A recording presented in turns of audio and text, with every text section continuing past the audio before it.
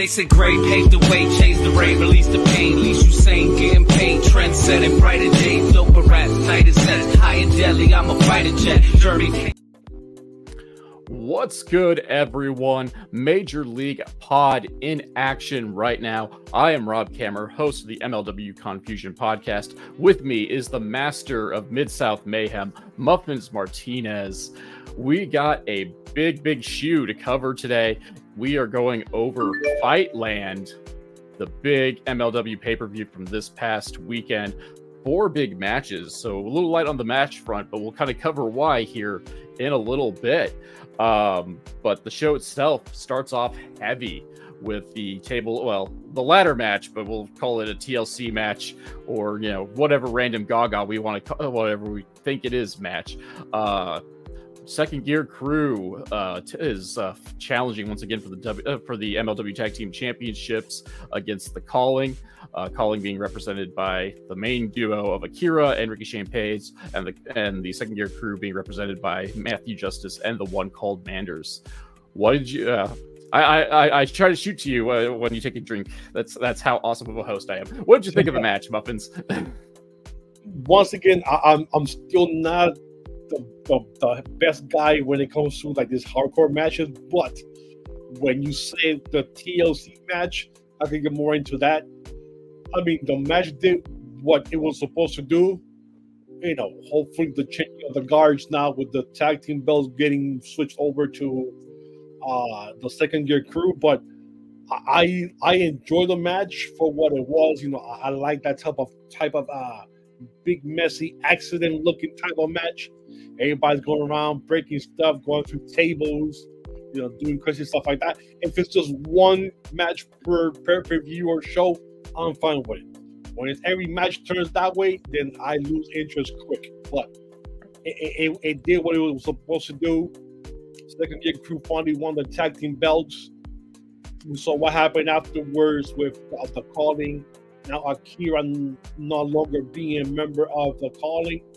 Now we'll see 2 different storylines going forward now. The new tag team champions, and now the feud with Akira and the Calling, and see what happens if the Calling is still going to be together after this. Are they breaking up? I know Akira's gone.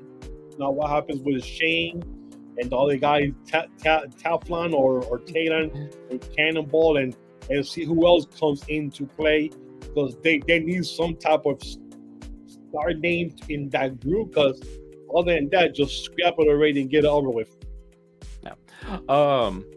Yeah, this match is a weird little nexus of unanswered questions overall.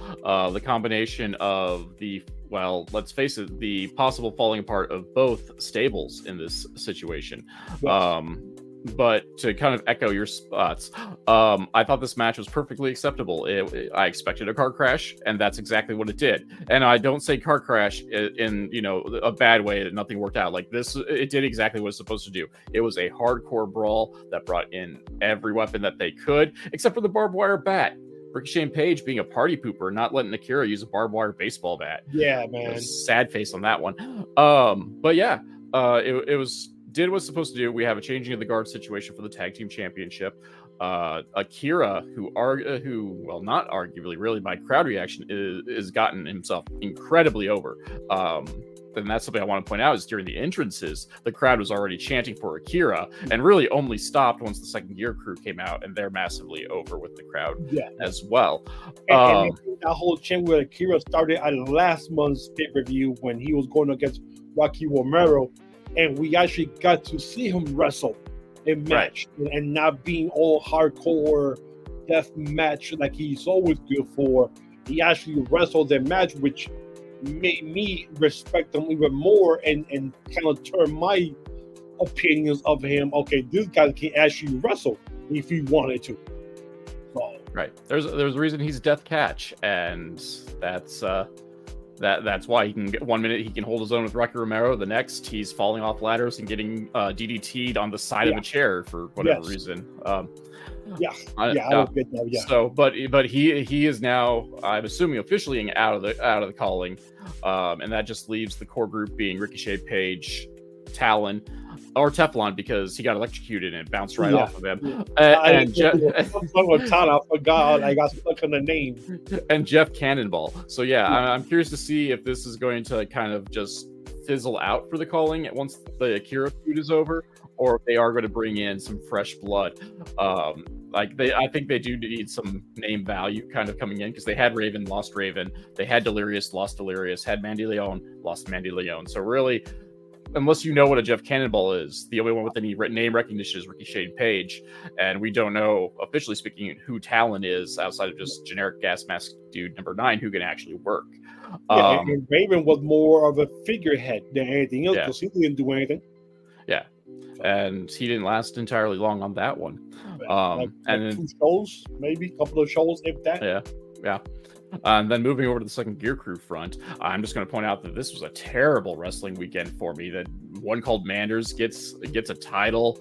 I missed SCW Pro this weekend, and Billy Bullock signed with AEW, so it was rough for me. I spent the rest of the day in bed. Ruined my day, Manders. That's what you did to me. You ruined my day. But yeah, and I'm curious to see where we're going with the tag team division forward, because there really isn't much of a tag team division in MLW. I mean, obviously the main event sticks around, but they're not doing anything with them. The Bomayes are just starting to get kind of into tag team action, but they're not really consistent, but have a consistent duo on hand. They're still kind of seeing which grouping works the best. So I'm kind of curious to see where we're going with the tag belts. And then, of course... And definitely, I'm pretty sure WTF can put a tag team together. Yeah, I'm kind of wondering with the well, spoiler alert, we'll get there, but with at least one of their additions, I wonder if they're going. Well, 2 additions, but I don't know if they're going to let the biggest surprise of them all stick in the tag division. Yeah, so we will see. But and then lastly with it, and we'll leave this to the transition to the next match.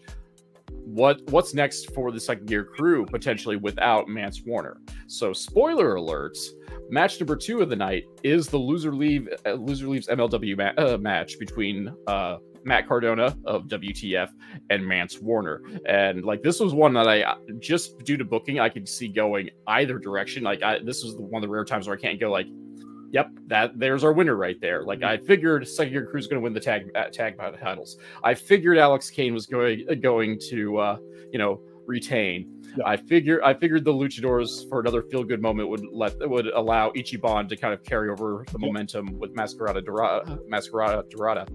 But this one I just couldn't put my finger on. And Mance Warner lost, and he is out of MLW, at least as of this writing. We can see if they backdoor their way into something here, but they made a whole production of getting him out of the arena immediately after the match. So, and the whole thing is, during the day, MLW have tweeted out that there was going to be 2 surprises that night on the show, and I'm thinking, okay, where and when is going to happen?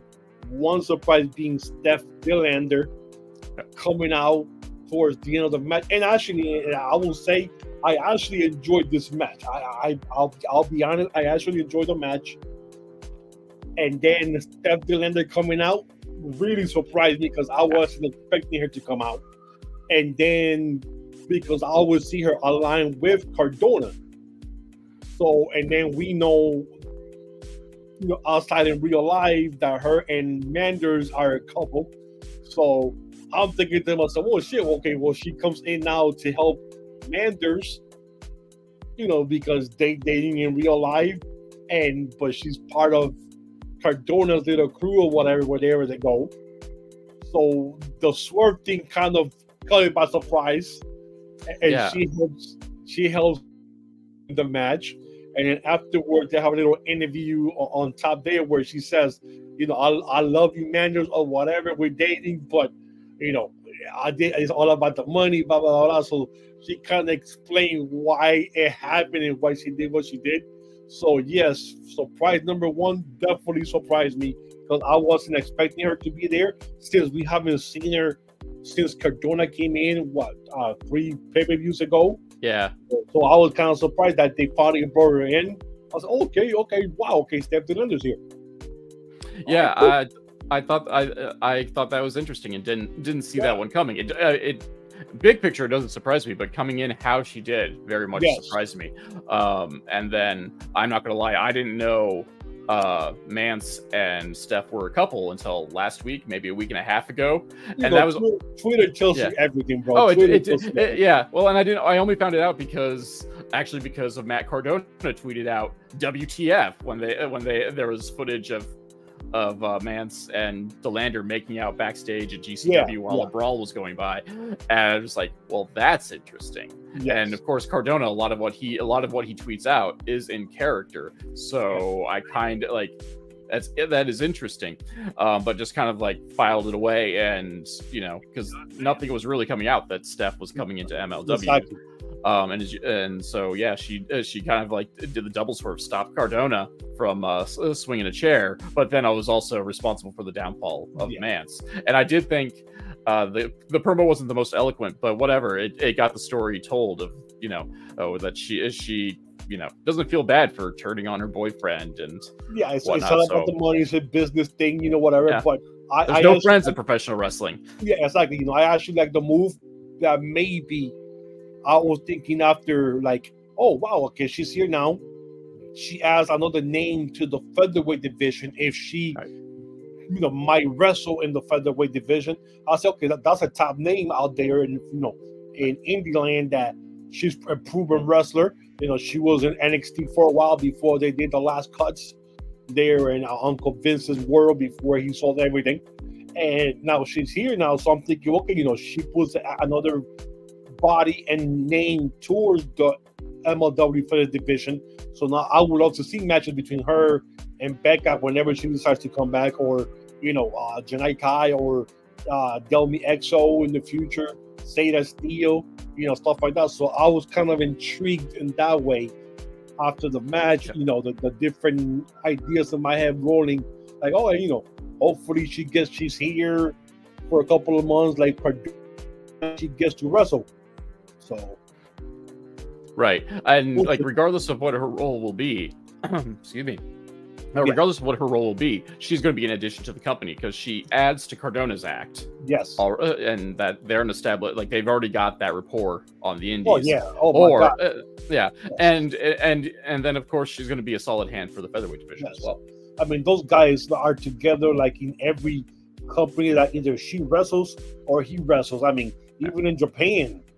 They're in DDT Pro and all these other companies. They're always there, so one comes with the other, which is a good thing too for one thing. So you get two stars in two different divisions that can help out in the women's or the male division. So and then the follow up to this is, have we seen the last of Mansour and MLW? And if we have, for how long? I'll be mad as hell, man. I'm gonna just say this because I'll be pissed as hell if they do some stupid crap like they did back in the days with Brian Pillman as the I was going to reference Dusty Rhodes and the Midnight Rider, that Charlie Brown from Out of Town, Stagger Lee. Somebody that just comes and wears a stupid mask, but it's him because it's still the same person. It does the exact same thing. At least on the plus side, I'll be upset if they do that. I will be mad. But how can you get rid of him with the second gear crew having so much storylines behind them and not winning the tag team titles? I mean, like, how did you get rid of him? So my head was still, and I'm going like, oh my God. And I saw Brian Pillman's head dressed in that big mustard outfit, yellow dog outfit. Oh my God, no. Well, at least on the bright side, like, at least he's not the Boogie Woogie Man and would put on the mask and the stuff, not cover his tattoos, and still have a massive, like, the mask had to be cut so we could fit the massive beard in there. So, so at least everybody else, like, you had like a good way of at least, compensating, and like, oh no, it's not me because look, Mance is over there in the crowd. Yeah, but, you had Boogie Woogie Man calling everyone daddy with his giant beard hanging out. Daddy, come on, daddy. I got blunt force trauma from N.W.A. The two guys with the masks that look like Doom 2.0, and they're Marche Rocket and Rodney Mack, because Rodney Mack is the one that has all the tattoos everything you could like do. Like at least you could have wore a shirt, a long sleeve shirt to cover it up and maybe throw us off the set, but no, dude, like it's so it's like just like ugh. It's like the one time they brought back Coco Beware for one shot to be the Blue Blazer for Owen Hart. Yes. I'm not the Blue Blazer. Here's Coco Beware, who's like 3 inches shorter. Yeah, you could 25 pounds heavier, also black. Yeah, man. Yeah, I'm gonna be upset if that happens, but yeah. It's I don't want to call it lazy booking, but if anyone can make it work, it's Mance Warner. Let's face it. And like Mance is entertaining in anything he can do, and I for one would love to see the mental gymnastics Mance Warner and whatever identity he would take on, come up with, because like I even hope they break out the marker board for this, so he gives us like a Venn diagram of why he isn't Mance Warner. Like, it's going to be beautiful. And I will be there for that. But if they do uphold it, like, yeah, that's kind of upsetting because Mance is probably, arguably, like, number 2, maybe number 2, number 3 in terms of overness in the company. And for him to go is, I do feel would be a big mistake for MLW. Not that they have 100% control over it. They just brought him back after being gone for over close to 3 years. Yeah, they just brought him back this year, so I don't know. And again, like, how does this leave the Second Gear crew as well? Because neither Manders or Justice are really strong on the mic. Like they can kind of like they get the point across. All right, you're not going to go like, oh no, don't let him talk. But like, they don't have the charisma. They don't have the charisma that Mance does, where like everything he does, like if you pay, he's like The Rock, where if you actually listen to his promos, they don't make a lick of sense and they're really stupid, but like you believe it. And and like neither Justice nor Manders. It just makes you believe it. You're like, okay. Yeah. And stupid and funny, okay, whatever. Yeah, so I am curious to see kind of like where this goes. But again, at least on the WTF front, like this is nothing but really a good thing for the company with the addition of Steph DeLander. And I would argue that Cardona's continued presence within the company is also a plus, because he's probably one of the best unaffiliated free agents out there in independent land right now. Yes, he is. Which I will have to say that as the truth. He's actually brought. I'm pretty sure he brought eyes to the company being there, and his matches so far have been good. I'm not even gonna lie. He's not half-assing it. He's bringing it. Like this. He's not treating this as just an easy however big his contract is. And then of course in like 2 weeks, 2.5 weeks, he's getting a shot at the World Heavyweight Championship as well. Yeah, at the next show in December. Yes. So which puts off my prediction of him winning the title off by 2 months. But I think they'll pull the trigger on him. I'm gonna be weird if that happens for real. Yeah, but so moving on to our next match. It's the lucha exhibition match. We got Ichiban and Mascara Dorada taking on Salina de la Renta's Rocky Romero and Cavanario, or Barbaro Cavanario. Yes. And I'm not gonna lie, I wasn't very familiar with the Caveman, and then he came out with Fred Flintstone gear, and I'm like, WTF, matey. Like, I don't know if that's his usual attire, or if that's just something he did for fun. For fun, because he wore it on the top, as a thing, like like he was wearing a robe. And then took it off in the ring, and he had his wrestling attire. But that was kind of cool. Well, because he's a caveman, so I got the reference. I just thought it was really funny that he chose Fred Flintstone and all that. Yeah. So the show, I was looking at the date, and the show is the one shot is going to be December 7th. So that's definitely 2 weeks. Yeah, it's gonna come by pretty darn quick. It's going to be quick.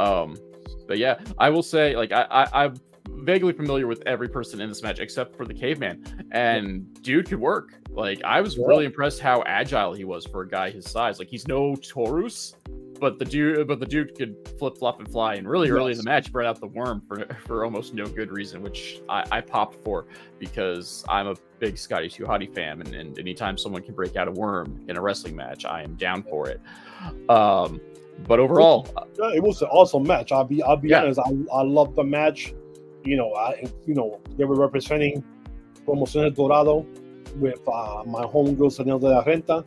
So, that was her little team going up against Ichiban.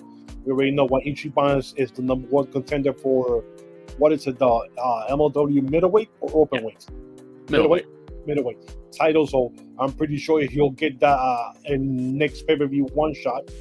So he'll probably get this match there. So I love the match. I mean, I thought it went kind of long than I thought it was going to be, but I enjoyed everything they did, inside wrestling, outside wrestling, all the flip-flops, all the flying, that stuff like that. I love. Yeah. I love if you're a fan of lucha, I mean, you're gonna enjoy this match. Like there's no ifs, ands, or buts about it. And as much as sometimes I complain about all the flipping and flying, like I just expect that's just what I expect out of lucha because that's lucha and it's an entirely different thing up here. But it'd be different when Mance Warner tries to fly or something like that. Yeah, but that being said, the ending of Ichiban team winning.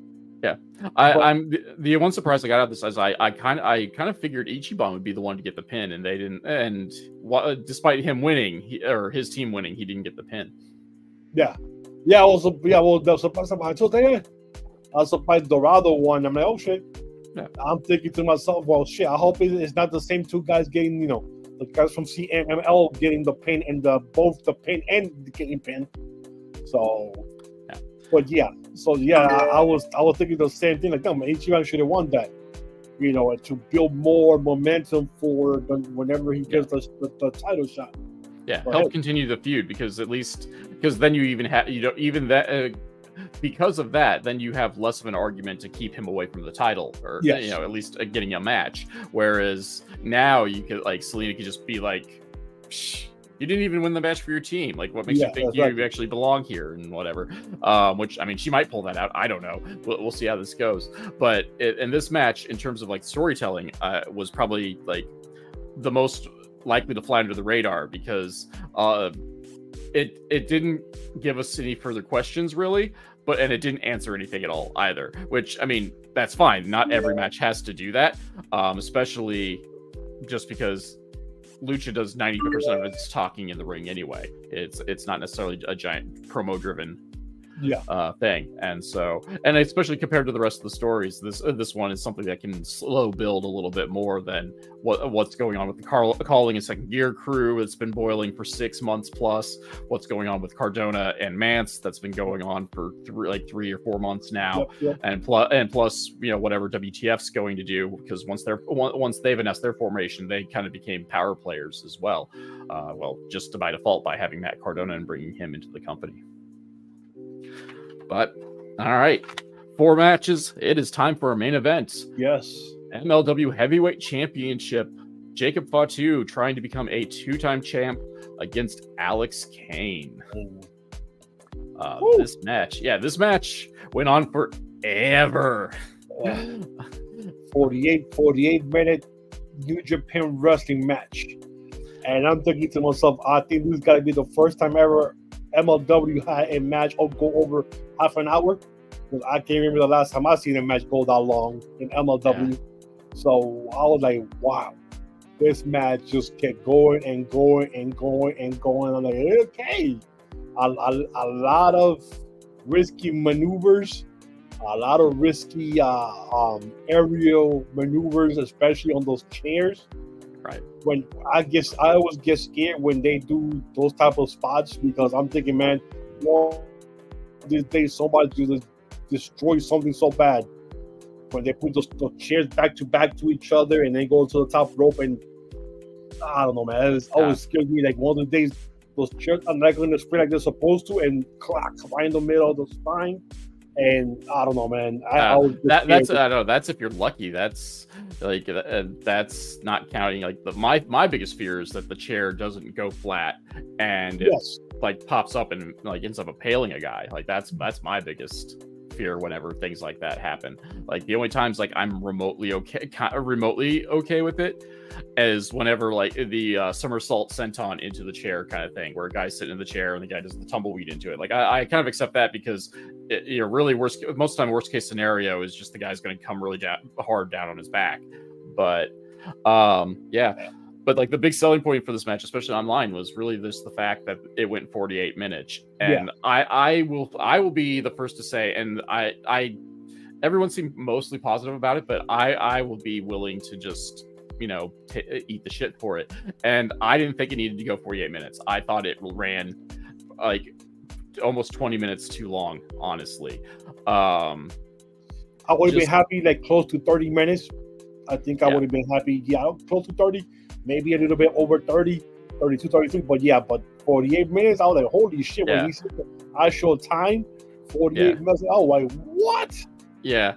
And I have a variety of opinions for it, and these are just that, they're opinions. I am not going to poo-poo the work of Alex Kane or Jacob Fatu, because one, they brought it. This wasn't a rest hold fest. They worked the entire time. Yes. So like, and the match itself, there was nothing wrong with how they were working the match. It's just, I thought the story could be told either A, in a lot less time, or B, at 48 minutes in a 60-minute time limit match, you might as well just have them go the Broadway, because especially with what happened after the match, I don't think people were going to remember. Like, I don't think people were going to call bullshit on a draw, an hour-long draw, when we have shenanigans after the fact. Yeah. And then by proxy of it, like, I feel like long matches matches of that length need to be built up into it, and really neither wrestler had really shown that they were a 60-minute man like previously. Like Kane's like shown he's gotten some decent cardio in with some of the guys he's worked, but like Fatu like has shown us that he's a tank. He comes in, he wrecks stuff, he leaves.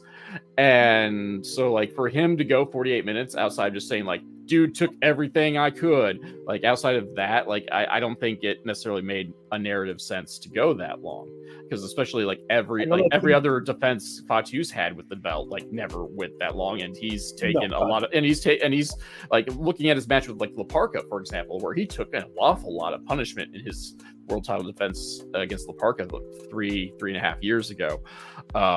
You know, he's a tank. He's not usually not meant to go that long, so I don't think him going to the 48 really necessarily benefited all that much, outside of say like, hey, he went 48 minutes, he can do it.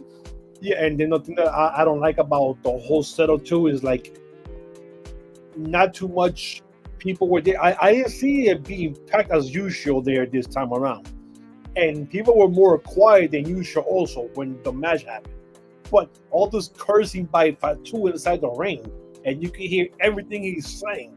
I'm like, dude, like what is it with you and the F word? It was like dropping the F-bomb every single time that you can. It was just like, I find it insane. Like, I don't get it. Like, why? Yeah, that's why I don't see some of the love for his promos that other people do, just because he's one of those guys that, I don't know, seem over, like, and I know that's part of kind of like the persona, but like I just feel like doing that much swearing in general like will cheapen swear words. Less is more. Like if you're gonna swear, make it count. Two, like that's going to, like, if you move on to the next level, they're gonna neuter that. And so if you're heavily reliant on saying the F word, then you know they're just not going to give you the microphone if they don't think they can trust you with it. And it was a lot of that, and then you could hear it, and then I'm thinking just like, what the hell, man? This crowd seems dead when you can sit there and you can actually hear everything that he's saying inside the ring. I think the crowd. Well, I don't know. Like, I think this is one of those cases where face versus face wasn't going to work, because you know we talk about how Bomaye is a movement. Yeah, but like Jacob Fatu has done a lot to earn the fans' respect, like even when he was in Contra, just by putting on these bangers of matches and showing that he can do a lot of things that guys his size shouldn't be able to do, really. So I do think that hampered the crowd a little bit, and then like I think like they wanted to cheer for him, but like actually whenever he played to the crowd, he played the heel. Like he trash talked rather than like he did. Like Cloud said that Kane didn't deserve to be in this match, and I'm like, well, that's odd because he's the world champion. You've lost. Like, I'm not even sure why you're in this match, because your record as of late isn't that great. Like, the reason why I'm thinking like, why is he getting a title match? And then two, mostly behind Bomaye or Kane. So. Yeah, and then and then some of the stuff I'm like, dude, you want us to be like overly cheer for you as like being like a big winner in MLW when, oh, I don't know, 2.5 years ago you caused the company to shut down in kayfabe pandemic, but like, why did the company shut down during the pandemic? Because Contra barged in and took the building hostage. Like, so like I remember my history. Do you remember your history? Because if I remember correctly, Contra tried to shut down MLW, and now we're supposed to buy him as a savior. I don't. There's my soapbox. But yeah, I think the crowd also with it kind of got tired. Like a lot of us. Like, I mean, don't get me wrong, I'm a big fan of wrestling. I'm a fan of good matches. But yeah, I was going like, how long is this going to go on? And it's hard to keep that sort of momentum going, especially when at a certain level, like a lot of the tricks that they did, the crowd has already seen that night. Like that's the problem with the main event, and allowing almost every match to be hardcore in a way, which I don't know why this match got to be hardcore, and I'm not entirely sure why the Loser Leaves Town match got to be hardcore, because I don't recall either of those having that stipulation previously. So that I don't know, that's just kind of my thing. But yeah, that being said, the positive, it was a good match for what was that nobody took any rest breaks. Like both men are going to be stamina beasts, and there goes the hat. So yeah. Plus, it even got better after the match. Exactly. So like they might as well just went to the time limit draw and then let our big finish come in, where WTF shows up with wrenches. And I'm going to be the first one to say I love Filthy Tom Lawler's look.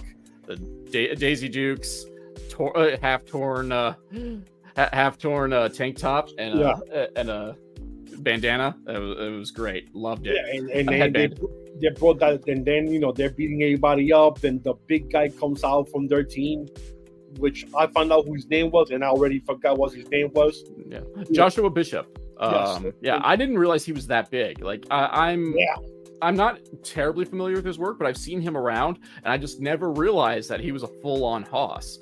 He's part of, I believe it's the Rip Shitty Shooters. I've seen him work a handful of times. I just never realized that he was like nearly Hammer's size. I thought he was a bit. I thought he was a bit smaller. WTF added another hoss, and then on top of it, lights go out, a la ECW. And when we come back, it's Alex Hammerstone, the guy who publicly asked for his release and put out videos on the social media basically talking about how MLW has not returned his calls and that they're hampering him. And all of a sudden, surprise number 2. Yeah, and on top of it, like there's stuff fed to the dirt sheets that he was unhappy with losing the title and all that stuff, and boom, dude is a member of WTF, Rex Fatu. Wow. And I didn't see that one coming. I thought we were done with Alex Hammerstone. Well, they said surprise number 2. I just did not. That was the Christmas surprise. Yeah. Because when the lights went off, I'm thinking like, here comes surprise number 2. Like, who is it? And then like, what? I'm like, no. They swerved us. They did. These bastards swerved us. But they, of course, everybody on Twitter knows everything, with the dirt sheets. Oh, like, wow, they actually played the angle or the real life issues into the angle. So I'm thinking to myself, whatever must have happened, he must have got paid really good to come back and say it was either a work or they got over it, one of the two.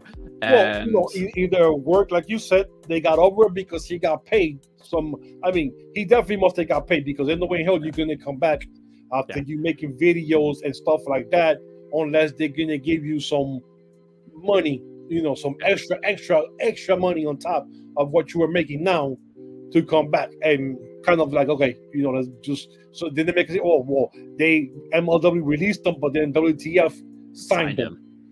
Which is kind of a cool storyline, because it is a different entity. Yeah. But definitely he got paid. I mean, there's no way in hell he did not get paid to come back. And like, and this excites me because like yes. I know in the past, the other members of this little group in the Urban Wrestling Network have been very anti-Hammer, and I've echoed, like, despite being a fan, I've echoed some of the arguments that he's kind of got, like, especially towards the end of his run, kind of got stale. Anything negative about Hammers don't ever hear.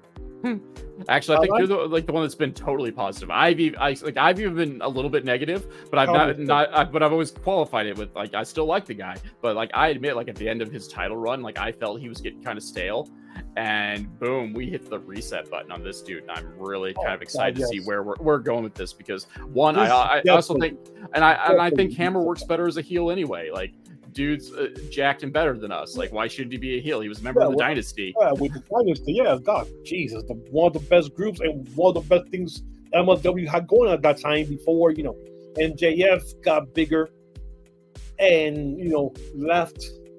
And that group had such synergy. Like, that was the real thing. Is like they were a group that, like, maybe they're forced together, who knows? But really, like, they gelled. Their bro shtick, like, I thought brought everyone else, because it brought a nice little reprieve to MJF's snobby air, and it gave, but he also gave Hammerstone, who wasn't quite as sure of himself on the mic, someone to kind of talk to, play off of a bit, and then also allowed Hammer. The Holiday was the perfect in between both of those guys, man. Now for 2024. If they add another member, I'm hoping that his Holiday comes back. Yeah, and gets into WTF, man. That'd be awesome if that happens. I'm just saying. I mean, I keep hoping Holiday's coming back, but that we're gonna have to wait. We're going to wait to see what happens in January before we get our hopes up on Holiday. January. That's when that's the next Performance Center class.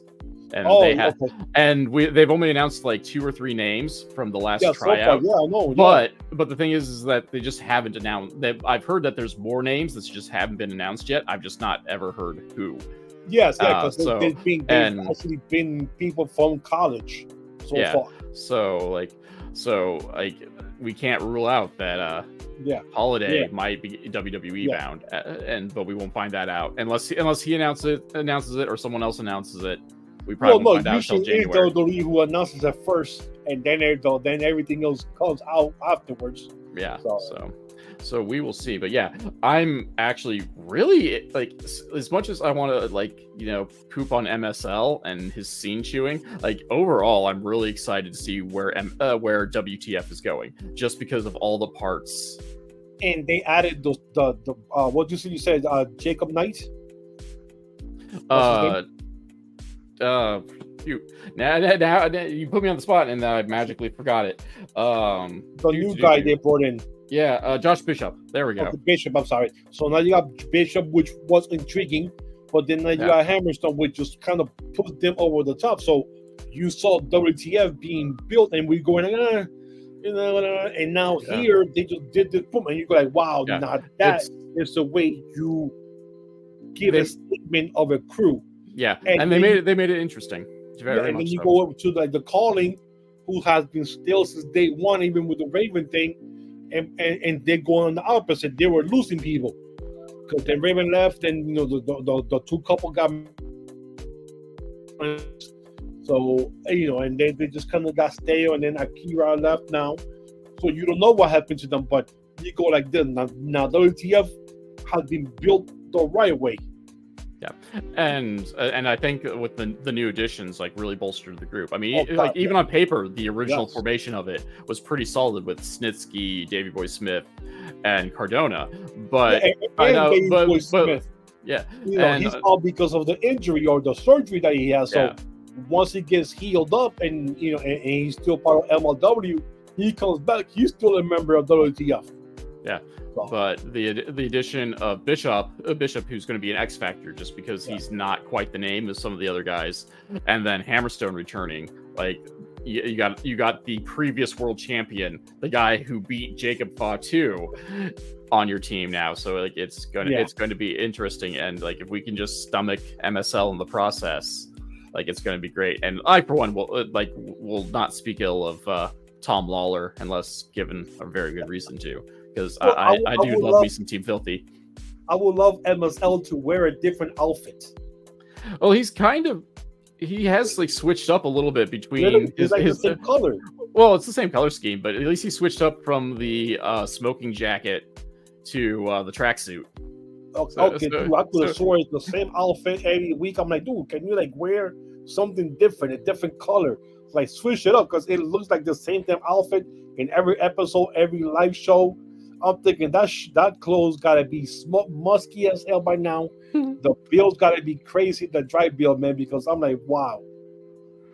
The same to me. So whatever. I love that he just like pops in random podcasts with the gimmick too. So yeah, that's always great. He just like shows up out of nowhere and he's still like tracksuited up, except for his appearance on the Confusion, where since he didn't have to be seen on camera, he didn't go full gimmick. All right. So which was also surreal. But yeah, so I think like ring wise, to kind of summarize what's going on with this live event, I don't really like calling it pay-per-view because it's just on a streaming service. But I think compared like in-ring wise and build and stuff, it wasn't as strong as some of the previous events.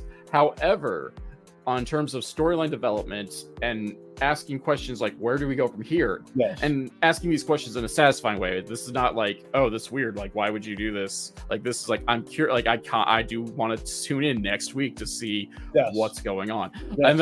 And then just like on a snarky front, I kind of want to see where they're going because their broadcast backstage commentator change it kind of fell through as well. So I'm kind of curious to see if they're because they were supposed to bring in Veda Scott and she had to back out, and then of course Sam Leterna announced that she departed. Yeah, so I'm curious to see. We only being 4 matches and then being $1 almost an hour. I'm thinking, well, they didn't need anybody to do any backstage interviews. So hopefully for the one shot, somebody back there. Yeah. Well, I'm just thinking because this was a taping too, so I'm curious to see, what we're doing. If we're gonna have if we're gonna have any backstage interviews for the taping, and who's gonna be doing it, whether they'll just like let Stryker do double duty or if they've secretly brought someone in. Because I mean, just because Leterna is no longer under a contract doesn't mean that she didn't come in for a one shot or something like that. She and they could have brought anyone in for haven't announced it yet. But yeah, I'm like overall it was a solid show. I don't think the build was what it was compared to other events, but like I don't but you got your money's worth out of this. Like it was, and it was, as much as like I may have poo-pooed the main event, like it brought it. It was 48 minutes just to go that long. Like I get tired out just thinking about trying to do that much activity for that long. But I think we covered all that needs to be covered, at least until Fusion comes along. So, Rob Kammer, check out the MLW Confusion podcast. We got a special guest coming on this week, so I actually have something to quasi-announce. We got the Corn Boy, SCW Pro Iowa champion. I don't know if Muffin's got anything secretly cooking that I'm not aware about, but he's got 10 pounds of pod coming up. So Wednesday, and then Friday we probably going to be off on Friday because it is Thanksgiving. Thursday on Friday, so that'll be the holiday. But you can catch us back next week. Yep, not going anywhere. So in the meanwhile, Rob Kammer, Muffins Martinez. Hey, don't forget to follow us on Twitter and Instagram, Urban Wrestling Network, and like he said, follow Confusion. So until then, without being said now, peace, deuces.